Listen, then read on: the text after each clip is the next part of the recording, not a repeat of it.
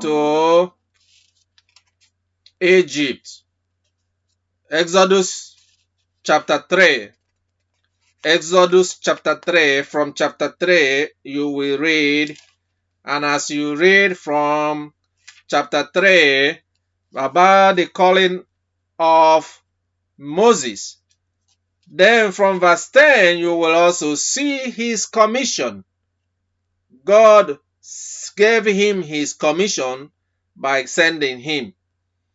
And then after God gave Moses his commission, then God also equipped him by providing him his anointing and the powers. If you go to chapter 4, Exodus chapter 4, and you see the Lord gave him the powers, equipping him to go and do the work that God has prepared for him.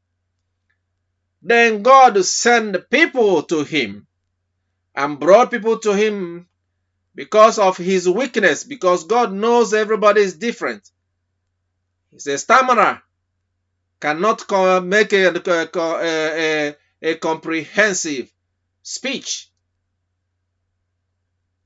What did God do? He brought Aaron. He brought Aaron to assist Moses. He brought Aaron to assist Moses.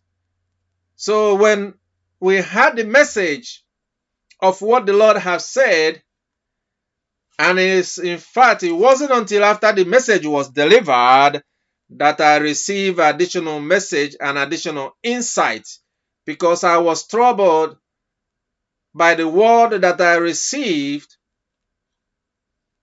So I had to seek in prayers for understanding from the Lord, and he said to go and give this message and a lot of other messages that is going to come in this series.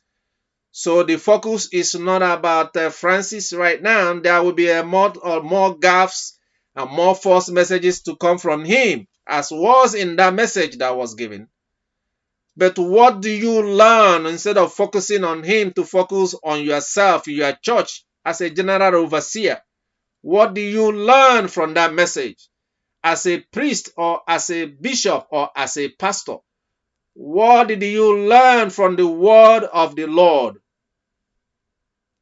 And for us in our church, that is very important to teach and explain where we stand, to make sure we prevent this situation from occurring in our church. Because people may condemn the Catholic Church, but this has been happening in a lot of churches. There is no exception. The Protestants, and in all the Protestants, or even in the Orthodox, you will always find that the devil finds a way to get into the place. And as time goes on, you also hear what the Lord has said about the demon that is sitting on Rome, the demons operating in Rome.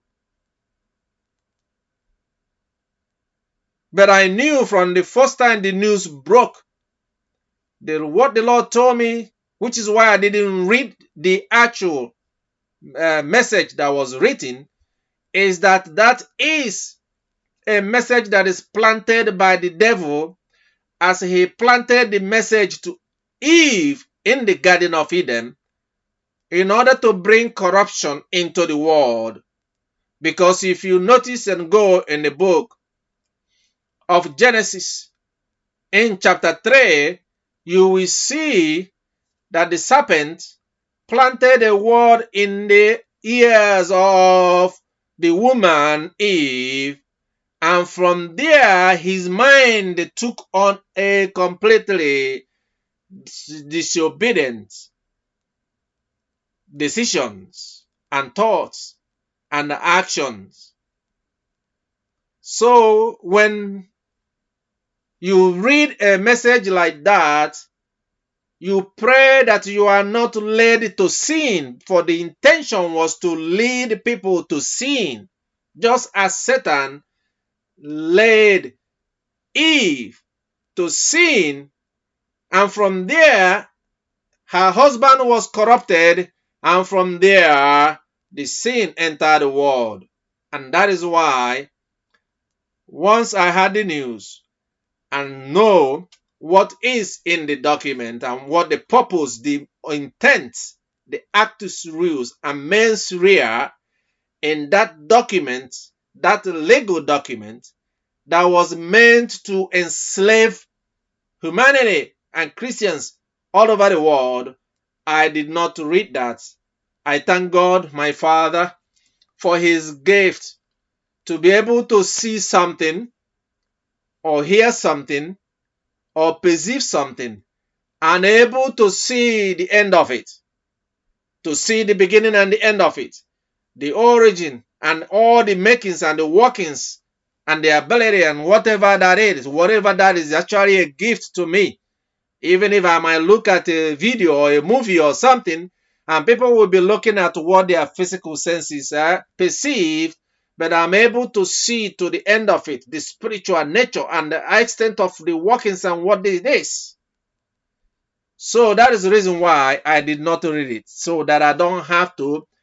The idea, the God of ideas. You remember the prophecy that we gave here, the Lord gave here about the God of ideas, and then you start to have ideas in your mind, and then from there you begin to have different racing thoughts, different kinds of thoughts about it, and mislead people. So for our church, we are going to stick with what we know. And for every Christian, as you can see in the calling of Moses, and then I can take you also, as we said, the vision. I was talking about the vision before I digress into the Moses, and we're going to get other examples of the way Moses was called. So when you see here that the Lord himself calls people in a particular way that is consistent throughout the Holy Bible by vision. And in the book of Isaiah chapter 6, in the book of Isaiah chapter 6,